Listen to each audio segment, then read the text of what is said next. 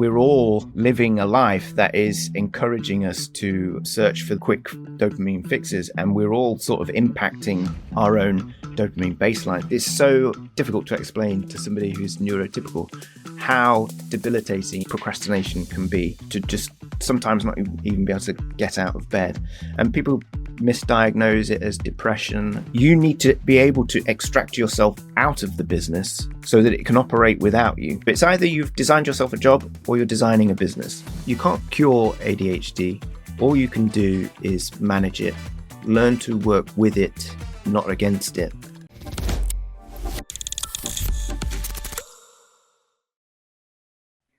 Today's topic is how to use ADHD as your super strength. Many of entrepreneurs have ADHD, and some of them don't even know about that. Today we have an expert for ADHD, Laurence. I'm really excited to learn more about ADHD because, maybe I also have it. I haven't tested yet, but if they describe the symptoms of ADHD, it feels like they are describing my life. It's a very common story that I think more and more people are discovering that some of those challenges that they've had later on in life, or all their life really, when they read the challenges that people with ADHD have, they go, oh, that is it. I've heard so many people say, you're describing my life, and it's a revelation. Let's start with symptoms. What are most common symptoms that show you that you might have ADHD? Well, it's effectively the umbrella for the challenges that you face are all your sort of executive functions. So that can be things like self-awareness, so understanding your feelings, being aware of what you're doing. Problem solving can be an issue, figuring out which tasks to prioritize first, or breaking tasks down to make them achievable and manageable. Finding motivation, so procrastination is a big issue. Impulsivity can be also a major factor, so spending money when you don't need to, or even more sort of impulsive, dangerous things like drinking or scrolling on social media for endless hours. Memory can be affected, so that's an issue. And emotional regulation. There's a very big topic within the ADHD world of what something's called RSD, and that's rejection sensitive dysphoria. And that can really sort of overwhelm your decision making, essentially. But so anything that is to do with your executive functioning can be a challenge. And so there's a 30% development delay in executive function, or there can be up to that amount in ADHDers. But there is a sort of a scientific explanation for why that is. We can get into that if you want. Yes, of course. Yeah, that sounds interesting. So your listeners may or may not have come across these two books, but essentially, have you heard or read Thinking Fast and Slow? Yes. Yeah, so in that book, the guy who wrote it identified that there's two systems within the brain that we use for thinking and decision making, system 1 and system 2. But his book is quite dry, long, and difficult to digest. So there's another book that I prefer, which covers the same topic, which is called The Chimp Paradox. And I don't know if you may have heard of that. I saw a podcast about it. Yeah, well, Professor Stephen Peters, he coaches top performing people. Like, I don't know if you're a snooker fan, but Ronnie O'Sullivan, one of the greatest snooker players ever to live, but has a lot of sort of challenges when it comes to staying focused. And he helped him. He's been a sports psychologist for a long time. But anyway, he uses a great metaphor for those two systems, so we don't have to keep calling them system 1 and system 2. We have inherited from evolution system 1, which is what we use for autopilot, our instincts. So we share that with chimps, essentially, or most mammals. That part of the brain is very efficient. It works on autopilot, and it deals with your fight, flight, and freeze reactions. But we, as humans, we have evolved to develop our prefrontal cortex, which deals with a lot of heavy processing, and that is our system 2. But that is where we use our executive functions, but that requires a lot of energy, battery power, if you like, to perform well and for long periods of time.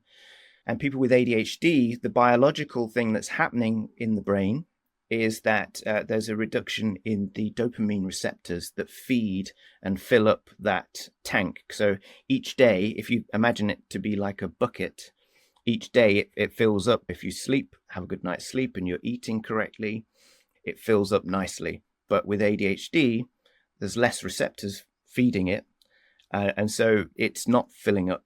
And essentially, if you imagine in your car, you've got your fuel gauge. When your fuel gauge goes low and then the light comes on and it goes beep, beep, beep, beep, you as the driver, your automatic reaction is, where am I going to go and get some fuel? And that's what's going on inside an ADHD person's brain all the time, is that the brain is saying, beep, beep, beep, beep, we're low on dopamine. And your brain is saying, where am I going to go and get some dopamine? And it doesn't care where. I mean, remember, your brain is just like, it's blind. It's just sitting inside your head. It doesn't know what dopamine it wants. It just wants the quickest and easiest source of dopamine. And that's where the distraction element of ADHD comes in, because it's constantly looking for dopamine. And we can get dopamine from novelty, things that are interesting, that take our attention, because that feeds it up a little bit with dopamine. And that's why people with ADHD can be distracted. But we can go down the dopamine conversation as well. But there's good dopamine, there's bad dopamine. Good sources of dopamine will tend to be slow releases. So morning sunlight, cold exposure, good food, exercise is a massive one. Those all give you a slow release of dopamine, so that they'll keep you a steady pace all day. But we have a tendency to want to go hard and fast for dopamine. And if you get a large spike in dopamine, it's like giving a child one of those sugary drinks. They'll be like, woo, woo, woo, woo. And then there's a crash. So the quicker and the higher the spike of dopamine, the lower and the quicker the crash. The effect that will have is to overall lower your dopamine reserves. So it's having a negative effect on you overall. I forgot what the question was, but that's a typical trait of somebody with ADHD, is to go off on tangents and to add context to everything that they're saying. So I tend to forget what the original question was. No, that was really good. It was very valuable, I think, for everyone, not only for ADHD people, but also for people who deal with ADHD. There are so many ADHD people, and every one of our listeners have probably someone who has ADHD, and maybe they have also like struggled to keep up with them and to deal with them. But yeah, if you understand what is behind actually, then it's so much easier to understand and to have some solutions for that. Yeah, based on the dopamine aspect, I think it's quite clear that we're seeing a large increase at the moment of people that are discovering that they either have ADHD or ADHD-like symptoms. And I think you can put those into two categories. I think generally, as a population, our lifestyles now are that dopamine crash, that baseline, that lowering of the baseline of dopamine that I described. We're all living a life that is encouraging us to search for those quick dopamine fixes, and we're all sort of impacting our own dopamine baseline. So there will be people that biologically don't have the brain setup that somebody with ADHD has, but they may be feeling the same symptoms because they are basically burning out their dopamine reserves, and that will still affect their executive functioning in the same ways. But fortunately for them, a bit of correction on lifestyle habits and routines, it should return to normal. Someone with ADHD will always have that lack of being able to fill up their dopamine reserves, and therefore they will always struggle with executive functions. But there are workarounds. There are ways to tackle those executive functions that make it easier for people with ADHD. Obviously, there's lifestyle changes that you can do in order to make sure that you're getting the most dopamine that you can in a healthy way.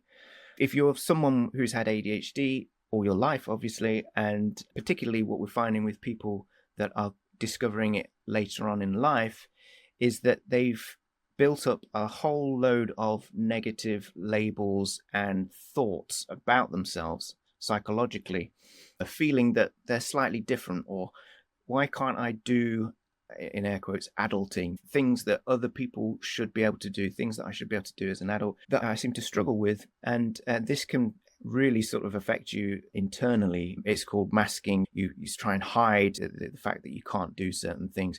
It may mean that you really try hard to overcome them without telling anybody.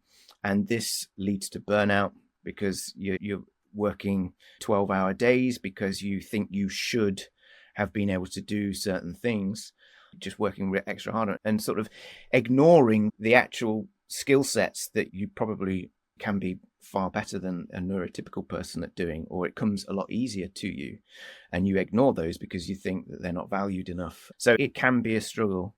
It really can, with sort of the negative self-talk.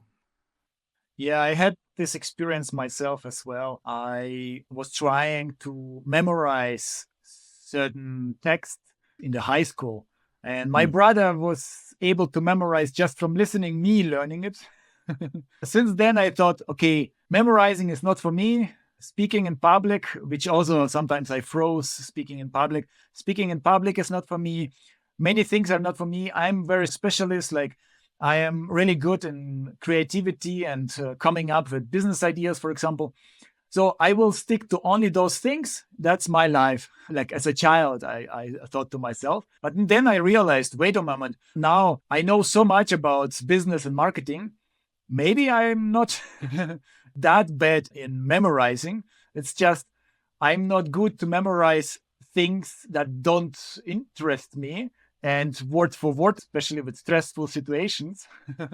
Yeah. So yeah, you've mentioned a couple of things that are worth picking up on. So you just the things that don't interest you, that can sound, when you hear that as a neurotypical person, it's like, oh, of course we prefer to do things that interest us. You can't have that excuse to only do things that are interesting. But that is the way that an ADHD brain is wired. That's the difference between someone with ADHD and a neurotypical person, is the nervous system within the brain is interest-based. It is constantly looking for the novelty and something that is interesting. Whereas the difference with someone who's neurotypical is that they have an importance-based nervous system. So they will look at what they've got to do that day, and they will say, well, I'll do the most important thing first because that's going to reduce my stress for the day, and that's a priority. That makes most sense. With an ADHD person, they will look at that list, they'll look at that one thing that maybe is really important, but it doesn't interest them, or it can be lots of different other factors, like there's something to do with that particular task that is a bit vague. 3 steps down the line, they're not sure who they've got to contact or what the process is they've got to do. There's something they don't know what to do, and automatically that will trigger a red flag. That chimp brain that I was talking about before, when that gets emotionally triggered, that fight, flight, or freeze mode, it will say, run away, or pause, stop, and it won't do it. That system will take over. The chimp will be in the driving seat. It will prevent you from doing it, and you'll leave it until the last moment, because the pressure of leaving something till the last minute, then it becomes your focus of attention. That's your interest part. So that means that you end up working through the night. You probably won't, you'll get it done, but you won't do it as well as you could have done. You will have added to your overall stress and impact your sleep and health and all that. So people might look at that and say, well, that's lazy and bad organization. But it's so difficult to explain to somebody who's neurotypical how debilitating it can be, how procrastination can be, to just sometimes not even be able to get out of bed. And people misdiagnose it as depression. It can look like depression and anxiety, but what we're talking about is your brain, effectively how it works. So it affects everything, all your decision making, it affects everything. It's quite challenging. Could we explain to the audience neurotypical and not neurotypical? Well, so that is also a bone of contention. The phrases that we use to describe these things. So I like to think, well, neurotypical is basically anybody who is not neurodiverse, doesn't have one of these neuro challenges like autism or ADHD, etc., and the list goes on. We've decided to group people into those 2 buckets of the typical person and the non-typical. And I think this stems from the Industrial Revolution, because the Industrial Revolution came along and we split society into sort of the owners of the economy and the people that needed to work to be the workers. Essentially, that's where our educational system came from. Our educational system was there to feed people into those two streams. So the educational system started to look like, have those divisions in it. And it also looked like the factory floor, working in cells, and you have like your time in and time out for the lessons. And you're basically starting to work, you were being boxed in to a type. And if you're going to teach 30 children in a classroom, the most effective way for a teacher to do that is to, in the old days, was to sort of verbally tell them the instructions, and you had to just digest that. Now, someone with ADHD, the sort of the most common understanding when the most research was done, sort of from the 60s to the 80s, I'd say, is the common description was, the fidgety boy who acted out because they couldn't sit still, and they're not able to digest the instructions that they're being given verbally. They might be a visual learner, or they might need to, their brain isn't receiving the information because they can't get the dopamine in, because they need to move around in order to get that dopamine in. But that looks like somebody who's acting out and being naughty. So they don't get on in that setting. They don't fit into that box, and they get punished and they get sent out of the class and they don't learn. And they are at a very early age told that you don't fit into this system. And that means that they can't get on in the system. So the whole system and society is built for the neurotypical, the people that can sit down, focus, and learn the things that they need to learn in order to get the jobs that people want to give you. And so that is how society has been designed for the typical person. But it's such a narrow stream, really, when we think about it. People have been struggling all along, and they might have got on very well when we were working out in the countryside, in the open air, being a bit more physical rather than sitting at desks. Neurodiverse people would have been getting on pretty well. But it's only from this viewpoint of where we are today and what we have deemed to be typical that we call people with ADHD and autism, etc. They are not normal in the eyes of today's society. But I think it's just differences in the way our brains work. And if we can learn to accommodate them, then we will get much more out of people who are neurodiverse, and we will function a lot better as a society. Yeah, especially now, creativity and thinking outside of the box is becoming more and more important. And I think that's where ADHD people shine. Could you talk about the strength of the ADHD people? Yeah, so I mean, creativity and thinking outside of the box. I think you said it about yourself as well, the ideas guy. Lots of people, if you hear somebody saying, yeah, I'm just the ideas guy, because they can connect dots. So because the brain is always working at 100 miles an hour, looking for dopamine hits, if you like, and also because a typical trait of somebody with the ADHD is to always look for new and novel things, it means that they're constantly learning about new things, and it becomes their hyperfocus. We talked about being distracted before. That doesn't mean that someone with ADHD can't focus. When they do find something that interests them, they can hyperfocus and be in what we call flow for hours and forget to eat, go to the toilet, look after themselves, essentially, because nothing can take them out of that mode of focus. So what I'm describing is a brain that can work really fast, have T-shaped, we talk about T-shaped people of experience. You can have several things that you sort of have a bit of knowledge about, and so you're able to connect dots in a conversation. You might be in a meeting, you go, that is like that, and you'll be able to connect dots that maybe a neurotypical person won't be able to see. A lot of comedians have ADHD because they're taking steps, 2 or 3 steps before somebody else can see it, and they have to bring you along to say, yeah, this is how I got there. Creativity, thinking outside of the box. A love of learning can be a typical thing because you've become hyper-focused on something for 2 weeks and then the interest wanes and then you move on to something else. Empathy can be a really big one, so tends to have a strong sense of justice. There's a list here of some of the strengths. Curiosity, as covered in the love of learning. You can be quite brave as well because you're always trying new things. Yeah, I think it's really important because most people that come to me as a coach are coming to me because they've found that they're having challenges in their life. And so it's quite easy to just focus on all the challenges that you're having.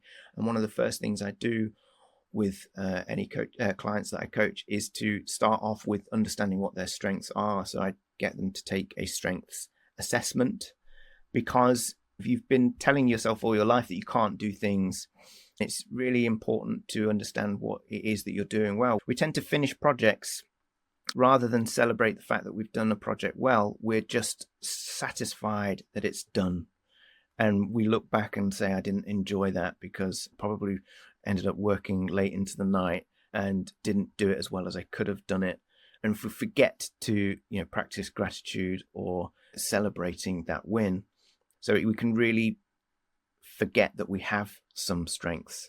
But it is really important to try and identify what those are, because you're going to need to use those to put together solutions for overcoming those challenges that you sort of came to an ADHD coach for, or the challenges that alerted you to the fact that you may have ADHD. Yeah, I think entrepreneurs, they have a lot of potential with using their ADHD because they have all the freedom. If they don't like doing certain tasks, they can outsource that. For me, for example, is accounting. I really hate accounting. And whenever I have this task on my to-do list, I say, okay, I postponed it so much, I have to do it today. I become lazy. If I take care of tasks I like, for example, coming up with strategy and plan and landing page, create where should I put, imagining how people are coming to the website. I have really good imagination. I come really great with ideas that I wonder why other people are not so quick, coming up with us. And for when I do those kind of tasks, I can work for 14 hours a day, and it feels like a game for me, like a lot of fun. Yeah. Well, it is. You say it's good for people with ADHD. If they're an entrepreneur, they've got the freedom to do the things that interest them, and they can outsource or delegate tasks. But that can be a challenge in and of itself, because when we talked about that RSD, that rejection sensitivity dysphoria, or that sense that I should be able to, this is coming from the point of view, if you don't know that you've got ADHD, you have, and you've fallen into entrepreneurship because you didn't fit into that box of having a job, or you didn't have the freedom to do what you wanted. You can walk into being an entrepreneur not knowing that you might be facing these challenges and feel that you have to do all those things like accounting or those tasks that are boring, and find it very difficult to delegate them and outsource them. Because remember, in order to get a VA to do something or an accountant to do something, you've got to organize yourself in order to be able to give them solid instructions of what needs to be done and prepare the things in order for that to happen. That can be, if you're not interested in doing the task, then you're probably not going to do that preparation in the first place, or you're going to not do it well enough for the test to be done as well as you need it to do. It comes back unsatisfactory, and then you said, I might as well just do it myself. So learning how to delegate is a hurdle that you have to get over initially in order to be able to flourish as an entrepreneur. Yes, I think Nowadays, I'm pretty well organized with project management tools like ClickUp and Notion for knowledge management. But still, I always have the feeling it grew organically with all those like boards and pages, and it needs to be cleaned up. I have to remove many things, and I always postpone it. I always find reasons and say, okay, now I have higher priorities tasks. I have to do it first. Yeah, I wonder how I can deal with those situations, with those challenges. Well, it's a challenge because things like digitally decluttering and organizing, it's the same as organizing your living space as well. It's incredible how disorganized and messy someone with ADHD's house will be. You might put the washing machine on, and then you were interested at getting the job done at the beginning enough to put the washing machine on, but then you can't resolve it and whilst that interest is there. So you might leave it in for 3 days, or you might then finally get it washed, and then you move the dirty laundry to the stairs to take upstairs later, but then you walk past it for another day and a half because you've forgotten to take it upstairs. You become the messier your house gets, and indeed the messier your digital space gets, you become blind to the mess, and so you can just forget about it. A lot of people will describe themselves as being a visual learner because if it's out of sight, it's out of mind. A lot of people with ADHD can struggle to sort of read documentation. I like visual things, so whenever I am sort of planning a project or a business itself, I like to use a business model canvas or a visual representation of something that I can see the whole thing, and I can move ideas around, because it has to be a physical, tangible thing for me to comprehend everything. Anything that is sort of hidden in folders, out of sight, out of mind, I can forget about it and I can't recall it. It is really important to get those spaces tidy. A lot of people will talk about building a second brain, which is what I think you're talking about in your Notion. And you might have heard of the PARA framework for that. The PARA framework stands for projects, areas, resources, and archive. And it's basically 4 buckets to put everything in. So a project that you're currently working in, area is the areas of your life, and that needs to cover everything. So that might be your business, your finances, your DIY, that sort of thing. Everything in your life, that's all your areas. And then your resources is everything that you come across that you need to remember. So things that you read, books that you read, etc. And then archive is anything that you're not working on anymore. That is a good way to get organized, but staying organized, like I mentioned Obsidian before, because it uses sort of more of a linking. When we think about traditional desktops in files and folders, things might need to be in 2 different places at once, and it can be very difficult to remember why you've put something there when it could also be in there, and it gets difficult to find. Whereas something like Obsidian is like more of a node-based thing, and it links multiple things together, and it can be, once you've got into the rhythm of using it, sort of search for things a lot more naturally. So building a second brain can be quite important. But your original question was, how can I get round to organizing that? And I think the hard answer is you need to have to block out, probably it could be a day, could be 2 days, or whatever it is, however long it's going to take you. But you've got to shut everything else out. We can talk about how people organize their tasks and how that can be overwhelming. People like to use lots of to-do lists, or they might say, oh yeah, I need to write things down. I write millions of to-do lists. I've got a to-do list down in the kitchen. I've got one by my bed, one by my desk, and then I've got one on my computer, and then I've got my calendar, and I've got my inbox. There's so many places that we've got to-do lists. It makes us think that we're being organized, but we're still missing appointments in our calendar. So we've really got to remove the overwhelm and narrow everything down to just one source of truth, one input, if you like, and then we need to connect those systems together to make sure that there's less friction between getting something from a to-do list onto something that says, this is what I'm going to do today. And that needs to be, well, I say need, that's suggesting that everybody has to follow the same system, but you have to have one thing that says, this is what I'm doing today. And that can be your calendar. If you want to get that task done, you first of all got to commit to doing only what is on your calendar.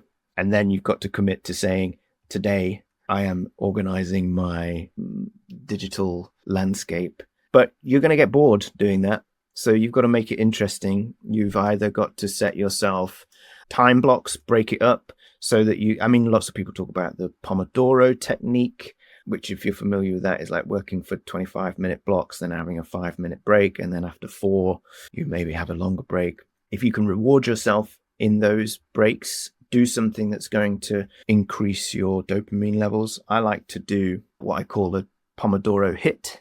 I work from home, so I can do this kind of thing. I will have lots of my sort of exercise equipment set out. I've got these exercise cards, so I will set up in the morning, like maybe a hit workout that I'll do. And when I've done one Pomodoro round, I'll go down and put the kettle on. And whilst the kettle is boiling, I will then do one section of the hit. I'll make my cup of tea and go back upstairs. So I've added a bit of dopamine to my system, and I've got something else done that I needed to do over the course of the day, which is the exercise, which we can forget and put off. And then I'm back and I'm ready to do the next part of that boring task. The original question is, how can I get around to doing it? So you've got to put it in the calendar, but you've also got to realize that you're going to struggle with doing it if it's something you've been putting off. So reward yourself for the process is an important thing, because if you reward yourself for outcomes all the time, then you can mess up your sense of why you're doing things. If you reward yourself for the process, you're always going to try, I think is the essence there. Yeah, because the outcome is not always in your power, and the process, that's what you put in, and that's the thing you can have the full control over. I had this problem that I was focusing too much on the outcome, and I was checking the analytics all the time. Is there a spike on traffic? Is some content went viral? Or did we receive an email with some offers? It was for me always distracting. And I think, my productivity probably suffered because of that. Yeah, so we're bumping into another set of typical challenges that people with ADHD have. So we talked about saboteurs. One of those is a hyperachiever. One of those is perfectionism and a stickler.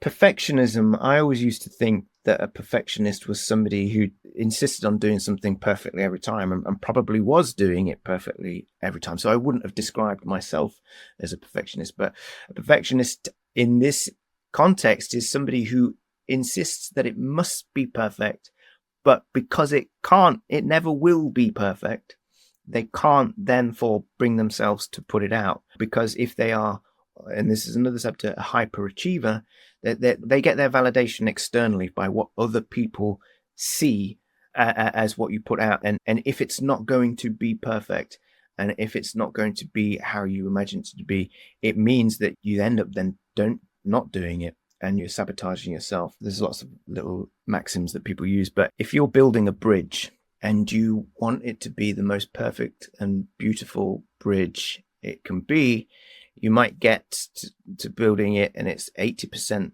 done. It's 80% across the river, but then something goes wrong and you forget it. It's not going to be perfect, so what's the point? That bridge is 80% done and it's useless. Whereas if you stick down a plank of wood across the riverbank and it works, you can get across the river and you can achieve your goal. You can improve on it over time, but the job's done effectively. A finished bridge is better than an unfinished bridge, essentially. I think there's simpler ways that people put it, but that can be a real challenge. Done is better than perfect. Yes, I also have this problem. If I want to do something really, really good, then there is a barrier inside me to start with that, because I think, where do I start? My expectations are so high. I really need to think about it very carefully. So probably I should start with a smaller version, with a non-perfect version, and then always optimize. That's how I'm trying to do that actually. But in certain case, I just have this expectations from me, and I feel like other people have a big expectation from me. But in reality, they are even happy when I do 80% of my expectations. Mm. Yeah. I mean, you can talk about ADHD. There's lots of similarities with the sort of entrepreneurial or the lean startup ideology of an MVP, because remember, we're talking about maintaining interest in order for you to finish a project or finish setting up a business and get it going and maintain that interest. And so there's a few things that come up. So if you operate with an MVP first, you can get that validation back quicker, which justifies why you're doing it. The longer you extend that sort of getting something finished or done or out there, the chances are, if you make that longer, you're going to lose interest before it's done, and then the whole project gone. Another thing to really maintain that interest is to understand purpose. Everybody needs a purpose. We talk about Maslow's hierarchy of needs. We need self-actualization. We need to understand what purpose we're doing things for. If you don't feel that you have a purpose or it's fulfilling something important within you, sooner or later, you're going to go, why am I doing this? It's not important. And it's really important to first understand your own internal values. So you can do have you heard of the Ikigai framework? Understand what it is that really makes you tick, what it is that you want to achieve. Then we talk about distractions earlier, all those things, those new shiny object things that will come in and distract us when we're trying to get something complete. If you have first of all decided what your purpose is and you can attach a purpose to the thing that you're working on currently, it's almost giving yourself a little shield or barrier to those distracting things that come in. You say, that's really interesting, that looks really cool, and then you say, well, why would I be doing that? How is that connected to my purpose and goal? And if it doesn't have any connection to it, you can say, right, I need to acknowledge that. Maybe I can put it on a back burner for another time, but right now it's not going to help me achieve my purpose, so goes. But that's a really hard thing to do. But it's important for longevity, for keeping interest for a long time.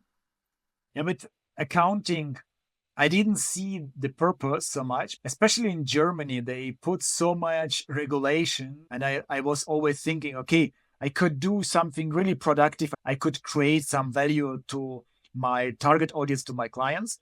And instead, I'm doing just like counting peanuts, 5 cents here, 5 cents there. Invoice has to include those certain things.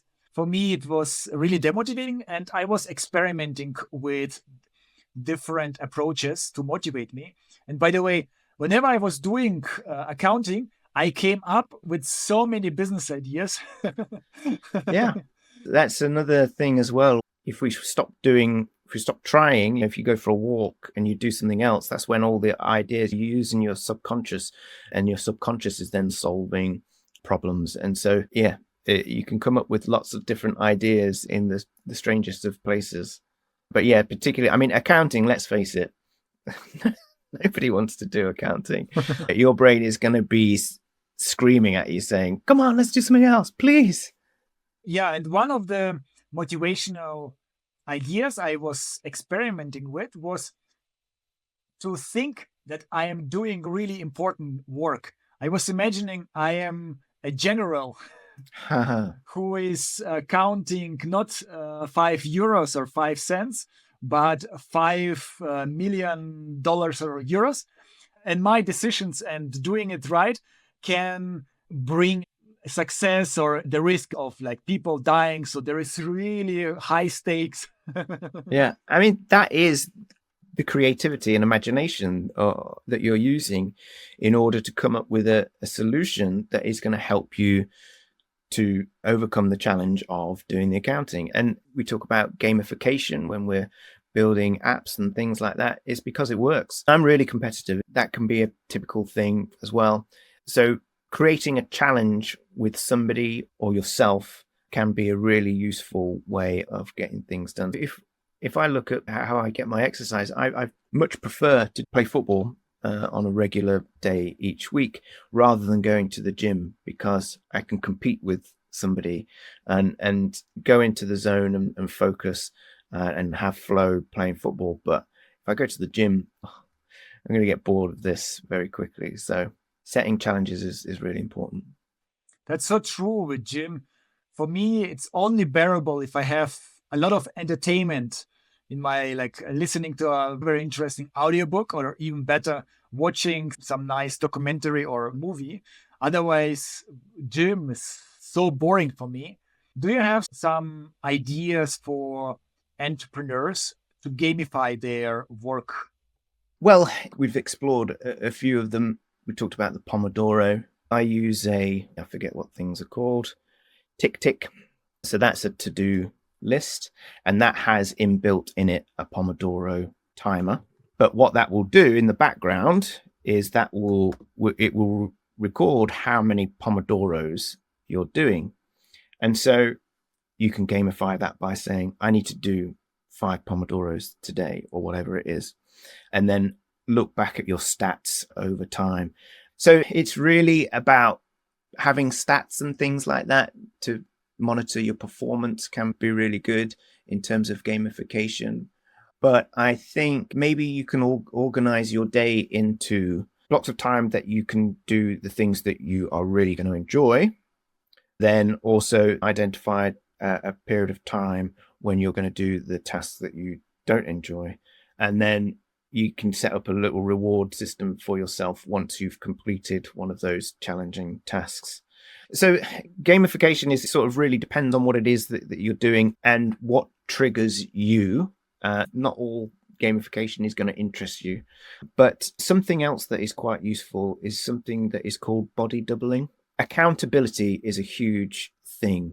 You're more likely to get something done for somebody else than you are to do it for yourself. So if somebody else is asking you to do it, you'll probably do a task for them before you do that really important thing that you've got to do for yourself. Also, if you tell somebody that you're going to do something, you're more likely to do it than if you keep quiet about it.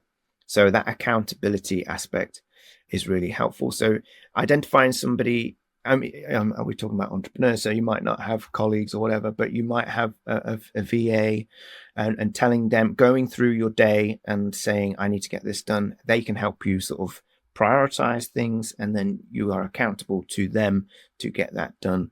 But the body doubling thing that I mentioned is literally like we are sharing a screen now and we're talking to each other. Body doubling is you might be in a virtual room with somebody, the camera's on, you're not necessarily talking to them, but there's somebody there who's doing their work as well, but it just stops you from getting up and pacing around, going downstairs to check the mail or make the 10th cup of tea or coffee in an hour. The sense that you can't get away with all the sort of fidgeting, distracting things, having somebody else there that you're accountable to can be really helpful. So that's body doubling. Yeah, those are really good ideas. Do you think it's feasible for some entrepreneurs to just do only the tasks they are interested in and not need to force themselves to do boring kind of things by, for example, delegating as much as possible to freelancers and employees?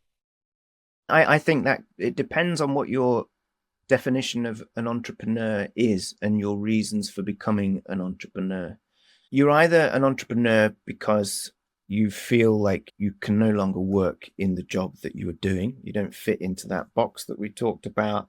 And therefore, you've started a business in order for you to do a job your way. You've designed a job.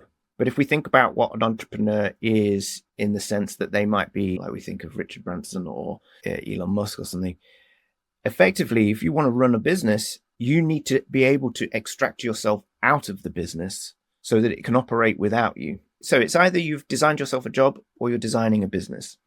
And if you want to design a business, then you need to be able to extract yourself out of it. So all those tasks, whether you like doing them or not, need to be systemized and delegatable. I would suggest that it is feasible to do only the things that motivate you. It's possible to do that, and it's probably a good idea to be in the position to do that, because it means you've got a systemized business that if you get run over by a bus, it will still operate. But the chances are when you're starting out, you may not be in a position to afford to get the assistance that you need in order to delegate all of those tasks that you don't enjoy doing. So there is going to have to be some of that depressing accounting work or whatever it is, managing your inbox, managing appointments, these sorts of things that tend to trip up people with ADHD. The only thing I can suggest for that is try and block time for those challenging things. I would really invest some time in creating some SOPs. This is standard operating procedures. You could use it yourself to remind yourself exactly what it is that you need to do each time that you do a task that is repeatable. But essentially, if you've got to the point where you've got an SOP ready, you can delegate that. So invest some time in creating those. Any tasks that you're doing over and over again. So look at the things that you're doing each week and each month, and then spend some time creating a document that tells somebody else or reminds yourself how to do it each time. Like, for example, if you were editing this podcast, to write down the process of create the folder, put all these assets in, upload it to here, etc. Creating templates and things like that are really important. There's a really good sort of Chrome extension, I think it's called Scribe. There's probably others as well, but that can make that process a little bit easier for you. So it just basically records everything that you're clicking and typing in a certain window of time. So you might be saying, right, I'm going to edit this podcast now. So I'm going to set the Chrome extension of Scribe, whatever it is, to record what I'm doing. And that basically creates an SOP for you. So that makes it a little bit easier to do. Yeah, whenever I'm not sure how to start a certain task, for example, if I haven't done accounting for a month or for a couple of months, and someone else has been doing, and I have to do it now, and I don't know where to start. I have to think about where is the right folder in Google Drive. It's so demotivating. But when I have a list of tasks and links to the right folders, and I know I just need to go to Notion page, to the accounting page, and everything is there. So it's the barrier, the hurdle is so lower. It's a really good idea. And you make so fewer mistakes. That's another thing I was struggling. I was doing many those mistakes, small mistakes, especially if it's longer work and detailed work. Then I made sometimes mistakes, and that reduced also my confidence in like being able. I didn't believe I can do a proper work without making mistakes. Yeah. And so if we think about that analogy about the chimp, again, the chimp brain, when you make a mistake, or you start telling yourself that you can't do something because you've got evidence of making the same mistakes over and over again, the next time you come to do that task, your brain is going to get emotionally triggered and say, we're going to make a mistake here, we're going to embarrass ourselves. So what's the chimp going to do? It's going to adopt one of those strategies of fight, flight, or freeze. And so you're going to end up procrastinating on it, or get emotionally upset and shout at someone or yourself. And that's the biggest thing, is reframing a lot of the labels that you attach to yourself and what you are capable of or able to do. I mean, that it's not just a useful metaphor for understanding the different characteristics between those two systems in our brain. Allowing yourself to sort of believe, that the human brain and the chimp brain, you identify your personality more with the human brain because it's the part of your brain that looks forward, looks into the future and plans your life and what it is that you want to achieve. It's what you identify your personality with. Yet you've got this other guy who spends a lot of time in charge, but he's not pulling in the right direction. He has your interests at heart because he's trying to protect you. He's trying to keep you safe and out of danger. But it feels like you're doing a tug of war with them at times. And I think the ability to identify that these two systems exist in your brain means you can forgive yourself a little bit more for the things that you repeatedly seem to make the mistakes. You say, that's because I'm not looking after my chimp, or I'm not doing a good enough job at convincing my chimp that he can do this, Imagine if you're taking out a young child on a day trip. Let's say you're driving to a theme park, but it might be a couple of hours drive. During that journey, that child is going to probably get a bit thirsty, might start getting a little bit hungry. And then at some point, it's going to start getting bored and fidgety. So it's going to start complaining. Oh, are we there yet?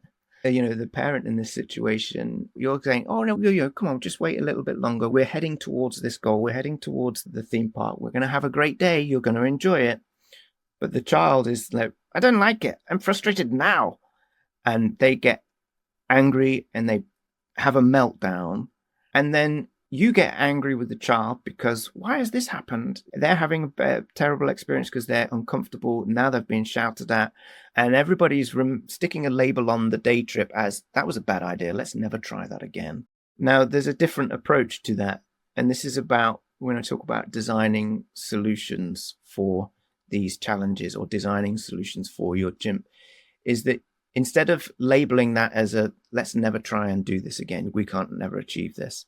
Instead of doing that, we can say, right, if we try this, if we're going to attempt to do this, this is likely to happen. The child is going to be hungry, be thirsty, get hangry, and be bored. So let's take an emergency backpack.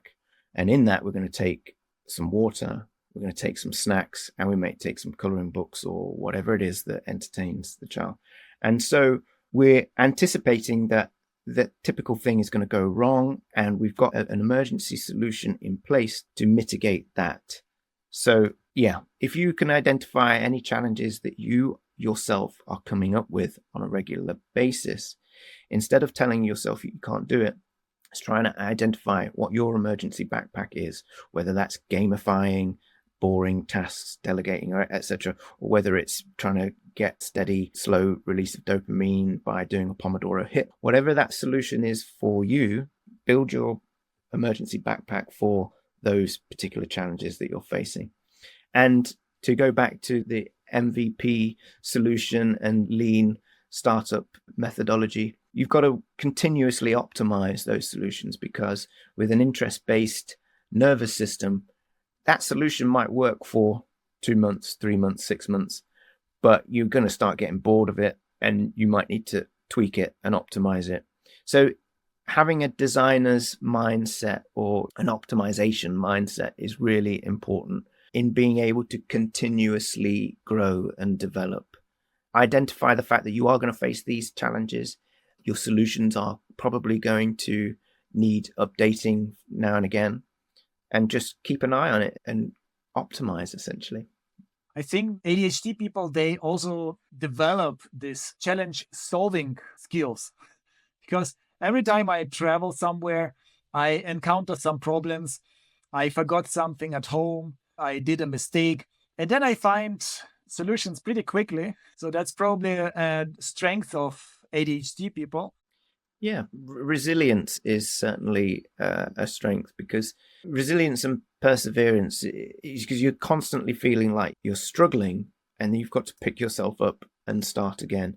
I mean, yes, we can have periods of time when we are licking our wounds a little bit or feeling unmotivated. It does look like somebody who's suffering from depression, unable to move and are procrastinating, but essentially pick ourselves back up again and go again. So people with ADHD can be quite resilient, I've heard oftentimes as a advice for businesses, for entrepreneurs, to focus on one industry, one specification, like expertise, and becoming the best of the best, like doing it for a long period of time. For example, if you do social media, then you stick maybe with Facebook and Instagram and don't diversify. For me, it feels really limiting. It's not what I would like to do for a very long time. So for ADHD, probably they cannot take all the advice out there, and they should probably choose a business and direction that suits them well. Absolutely. I think back to sort of a year ago when I left my previous job. I was a UX designer, and so I was constantly thinking about strategy and working within that sort of digital world. There was lots of things I thought I'd quite like to I was learning about lots of different things, and every so often I thought, well, I'd like to do that. I'd like to sort of set up some passive income, whatever it was.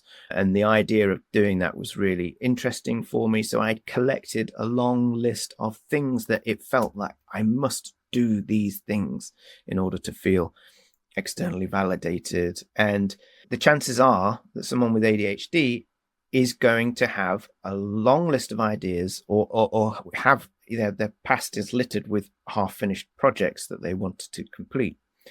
So what we find is the reason why you're saying is focus on one thing is because what's the point of all those half-finished ideas? We know why we're doing it because we're interest-based, and the novelty of finishing that project has gone and we move on to the next one. But in reality, we need to, like that bridge analogy, we need to find a way of limiting our focus to one thing until it's done. And then we can look back and say that is a success. Now I can move on to the other thing. But the important thing is to acknowledge that you had some side eye to something interesting, because if it doesn't go away, the fact that you've registered something that looks interesting, it's going to stay in the back of your brain like a worm eating away at you, going, come on, look at me. And what you need to do is acknowledge that by putting it onto a list. So you're telling your brain, yeah, I'm not going to forget about you, but I'm going to put you here, because we talked about purpose before, using purpose as a lens to say, is this going to help me achieve my goal, my purpose? That helps us not try and have so many plates spinning at once, and helps us try and achieve the one thing that we need to achieve at once. When I set out on my journey last year, I literally said, I need to get all these things that I wanted to do off my list. I need to have a go at them. I knew I needed to sort of exercise those demons. And so I started 3 or 4 different projects on the go. And what I found, which I anticipated would be the problem, is that all those things needed a lot more attention than I anticipated they would.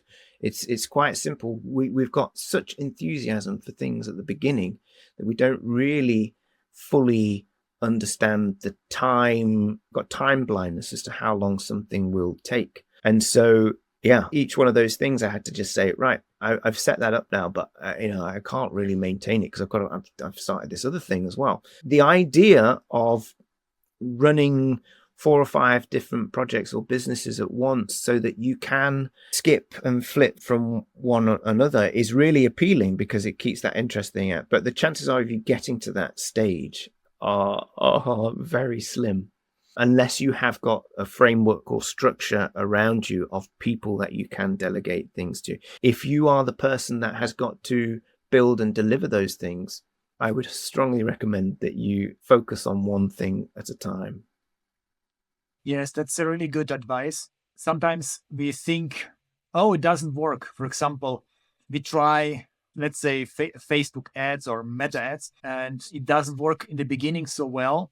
And then we assume, okay, the platform is not working or this strategy is not working. But when we stay there for a longer period of time and try different approaches and learn and get better and better, then we can succeed much easier. Especially, for example, I was doing YouTube, and in the beginning it looks really difficult, and you are not progressing. Even like after several months, you are still have not enough subscribers. But I think we underestimate how much it takes to become good in one thing, and then we see something else. Oh, there is cryptocurrency. Oh, there is AI. And then we jump from one thing to another without actually achieving a higher level of knowledge and know-how in this area. Yeah, I mean, you've touched on a couple of things there. You mentioned before about sort of chasing the analytics and looking at the stats. We talked before about sort of celebrating the process rather than the outcomes. It can be quite easy to lose interest in things because the stats aren't validating why we're doing it all. And so it's really important to get the enjoyment from the process rather than the outcome. It's like, this is skipping topics slightly, but when people try and get fit after Christmas goes by, New Year's resolution, everybody joins the gym in January. and their goal is to have an Instagram body and get beach body ready. And so after 2 weeks of going to the gym, you don't see a difference, and therefore you think, well, what's the point in this? If your goal is how well am I going to look, or what's the stats going to be, then you're going to find pretty quickly you're not going to enjoy that, because you're not going to see the outcome and you'll lose interest before you get there.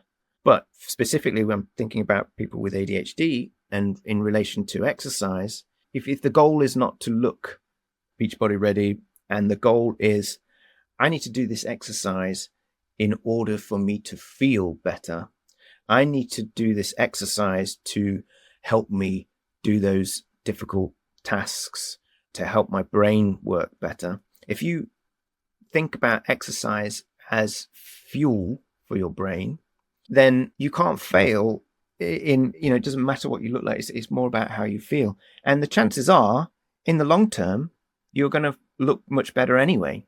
The goal is to actually feel better. I don't know if that answered the question, but it went slightly off topic there.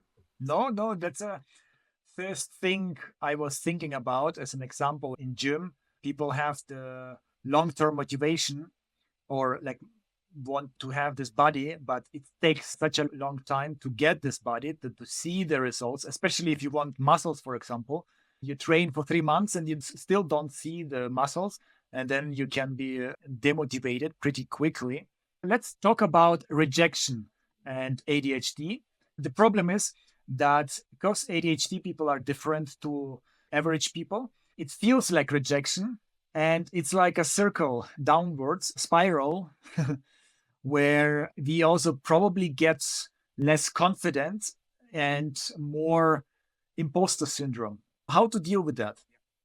The rejection is, to give it its name, it's RSD, rejection sensitivity dysphoria, and it's a very common thing amongst people with ADHD. I'm constantly aware of the fact that your listeners, a lot of them will be neurotypical as well, and it can be challenging to explain this to somebody who's neurotypical, because they'll be like, sure, I mean, I feel rejection from time to time.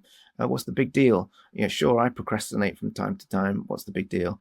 Within somebody who has ADHD, it's experiencing an acute reaction, a really intense reaction or physical pain to a real or perceived rejection. So it might be a rejection has actually happened and you're feeling it like very overwhelmingly, like ridiculously. Also, it could be you're having that same response to a rejection that actually hasn't happened.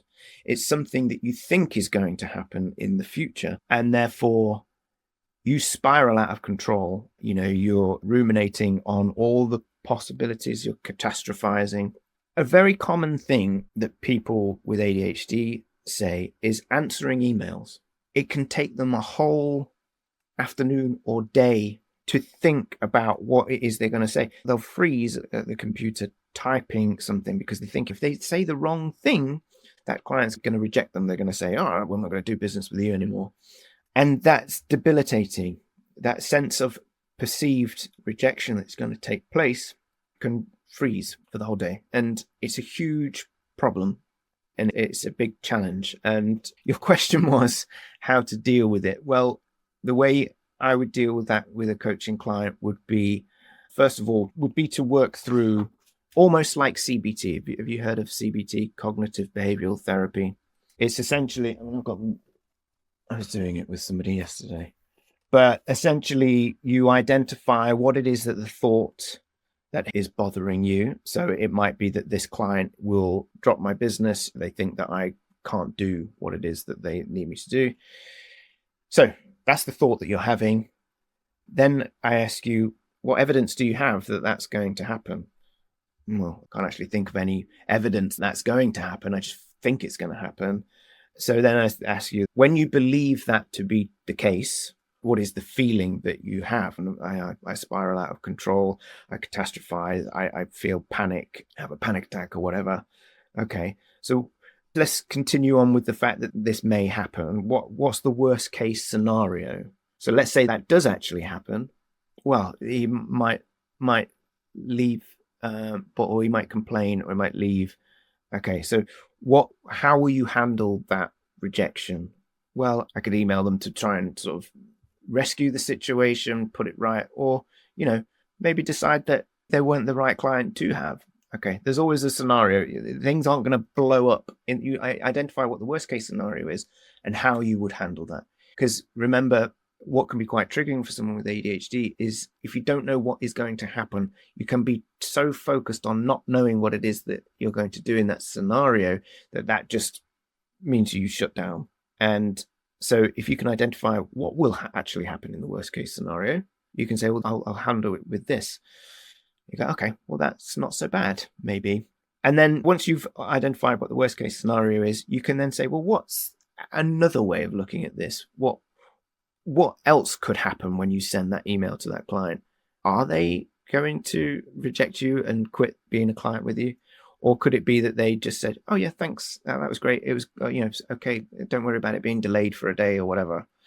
And, what's another outcome that is more likely? And then do you have proof of this happening? So it's all about trying to weigh up the likelihood of something happening and evidence for how things have probably gone in the past, and then being able to rationally look at those and soothe your inner chimp and maybe sort of reframe how you approach that typical, because this could be a thing that's happening all the time, a very similar scenario that's happening all the time. But it's very important to understand that if you are in that downward spiral, it's like telling someone who's having a breakdown to calm down. That's not the person to talk to. If you're going to go through a rational process, your chimp isn't going to do that. You need to engage your human brain. So before you can even attempt to do that, you need to stop what you're doing, maybe realize that you're spiraling out of control, noticing, because obviously we talked about self-awareness as a challenge, noticing that you are actually feeling stressed out and that you're panicking or that you're avoiding doing something is really important. So regularly meditating can give you that sort of breathing space or that ability to look at yourself and say, you're avoiding this.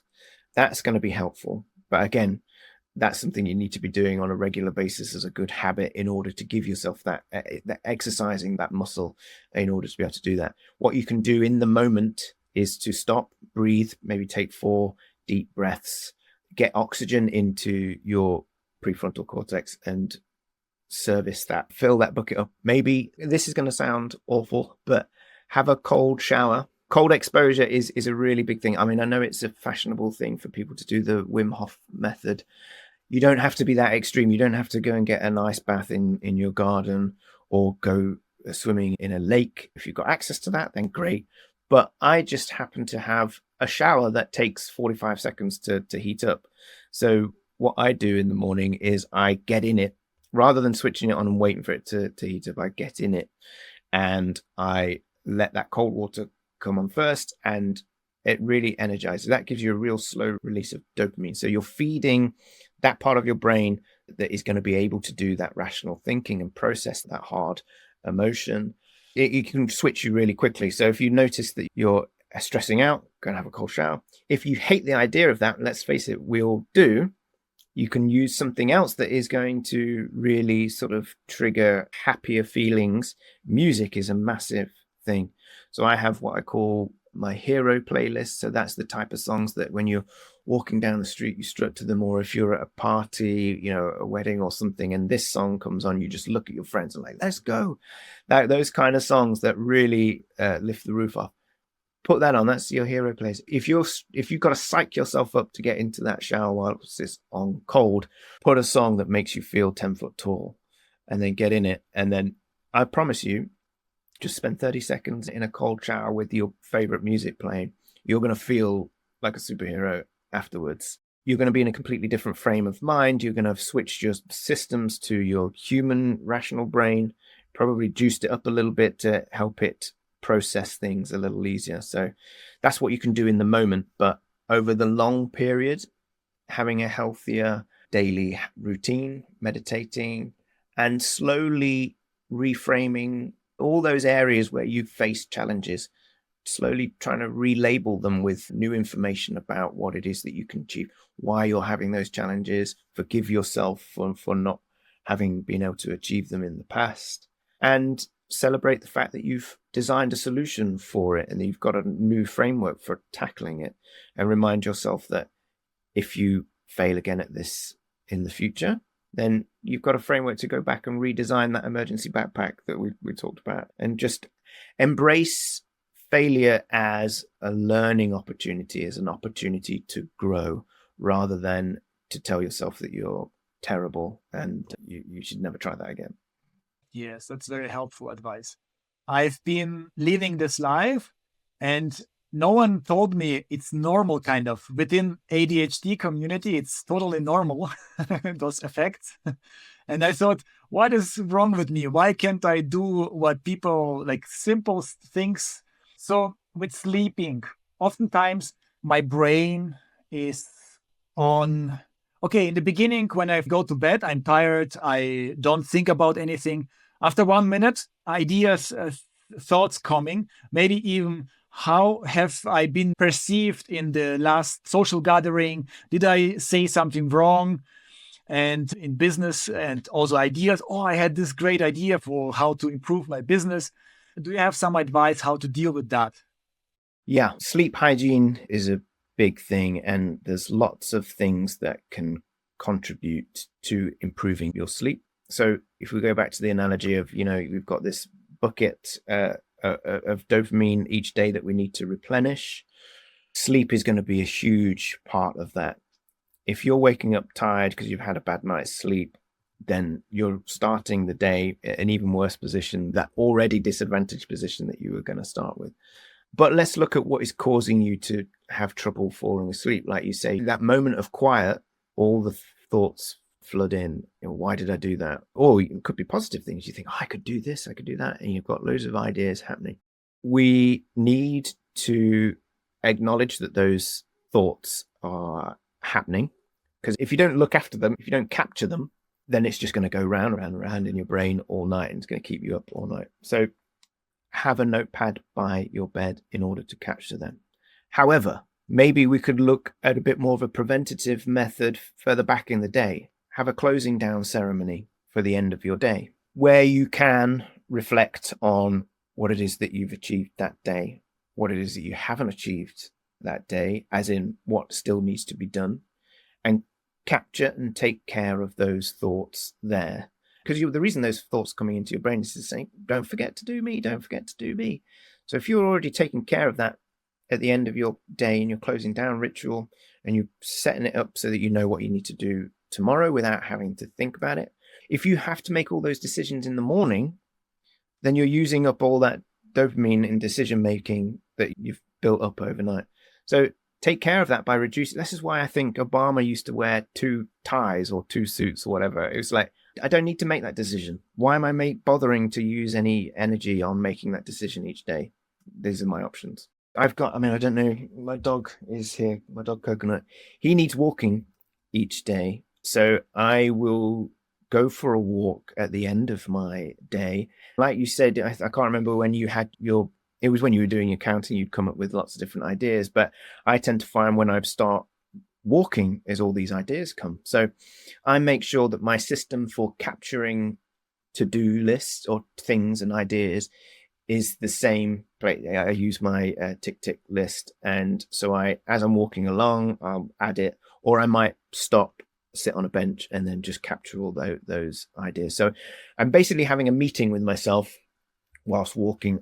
I look crazy because I'm talking to myself, assessing how well my day has gone and the things that come into my mind. Capture those so that I'm not thinking about them at night. But inevitably, in the silence of going to bed, those thoughts do happen. So put on maybe some of those night music, the Calm Apples, something that can just fill your mind without actually saying, oh, here's another idea. Because I listen to a lot of podcasts all day, every day, and that's not necessarily a healthy thing because it's information going in and it's not always information going out. I'm not always processing it, but it's there to quieten down my mind because it's going off tangents everywhere all the time. It's really important how I select what I'm listening to, because if it's too engaging, that's going to keep me up. If it's music, it's going to keep me up. If it's like music that I like, with melodies and lyrics, it's going to keep me up.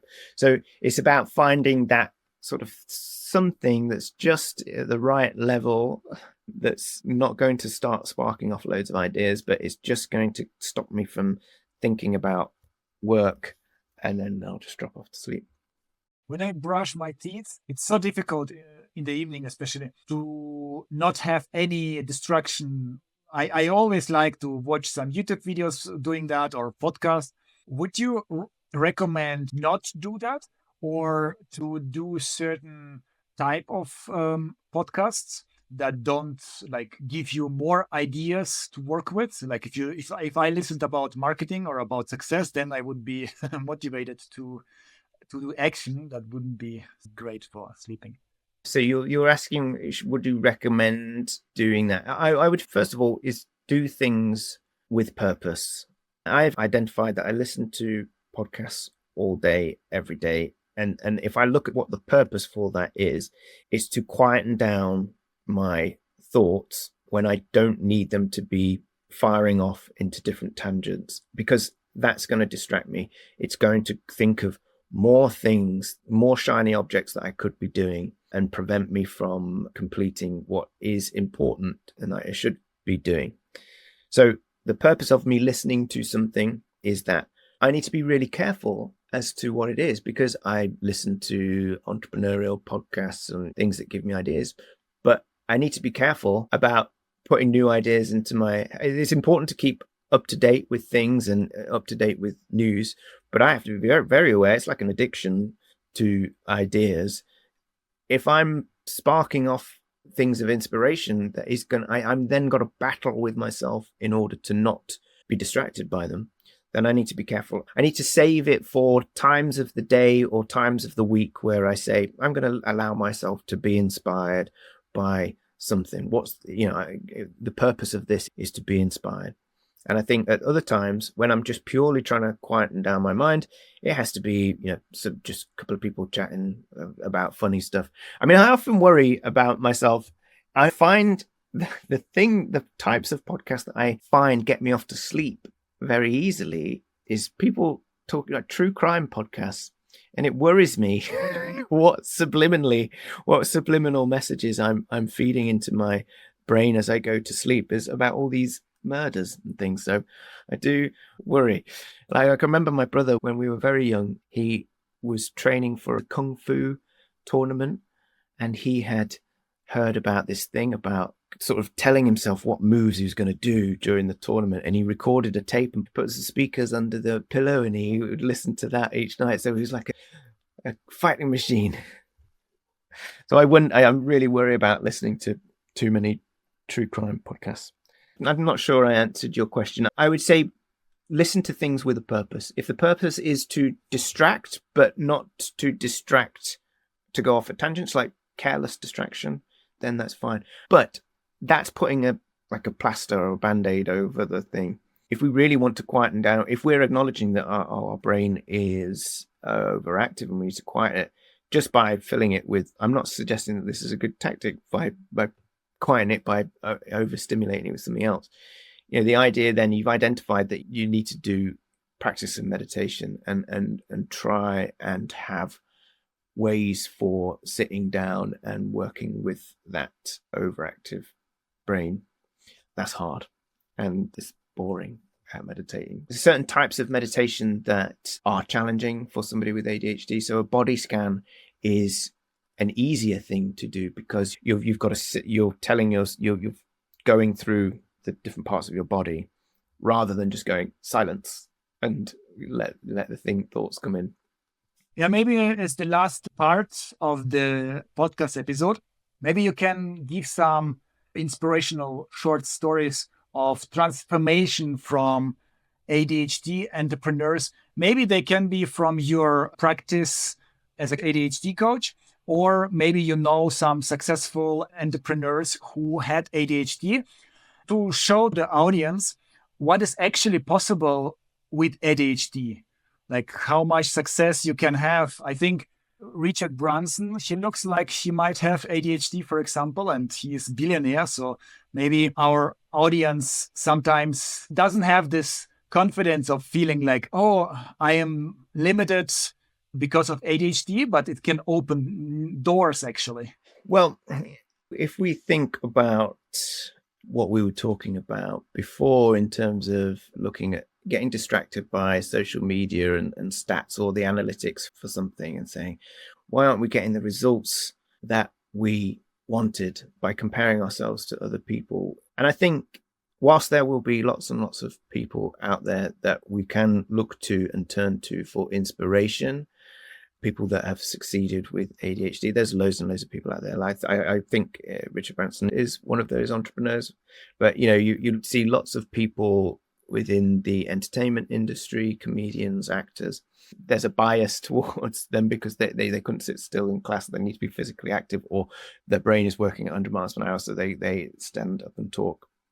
So we can look towards those people and gain inspiration. But if we think about what my recommendation was before in terms of if we're trying to go to the gym and we're trying to look great, that's trying to appeal to an external thing. We're trying to compare ourselves to other people. But if we look at the process of managing our ADHD in order to feel better, I think the success story is happiness. Being able to identify the challenges that you're having in your life, being able to name it and then tame it.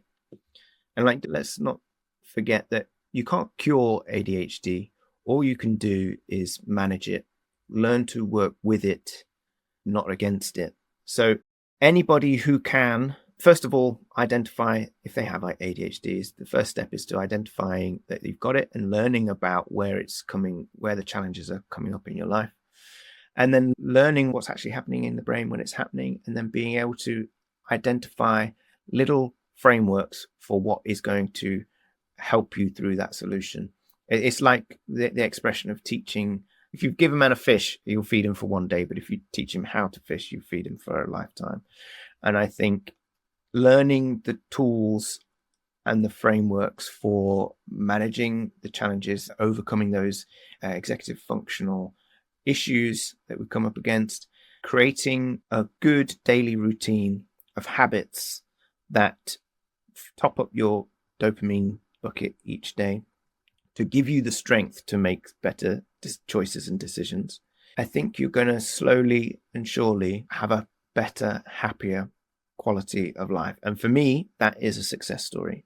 Anybody that is more able to overcome a challenge by knowing what tools they need to use and continue to do that and keep trying and optimizing, they're going to have a happier life. And that is success in my eyes.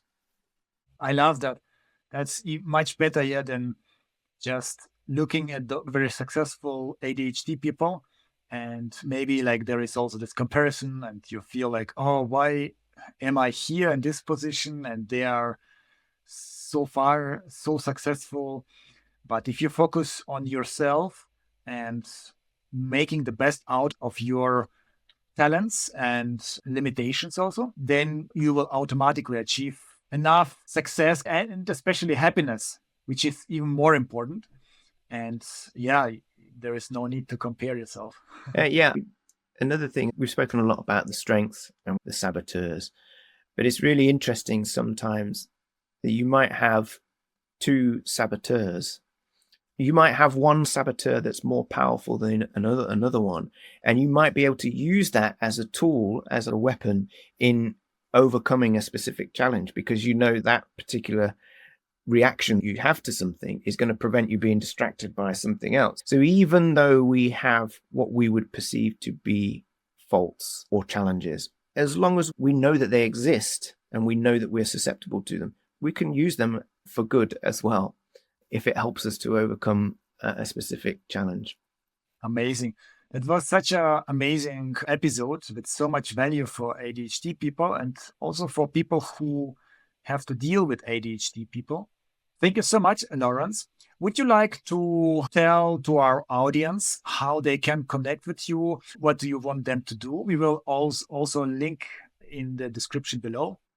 Yeah, so my website is adhdgoals.co, and you can visit that to learn more. I've got a resources page on there. I've got a few free guides that you can download, and I've also got some resources that you can buy, like little workbooks that can help you work through emotional regulation and goal setting, time management, these sorts of things. If you are thinking that you have ADHD, or you know you've got ADHD and you want to work with somebody, you want some coaching, then you can go to my website and connect with me there. And we can have a free, no obligation chat and discuss where you're at and whether it would work for you. So that's it, really. Awesome. Thank you very much. Have a nice day. Bye-bye.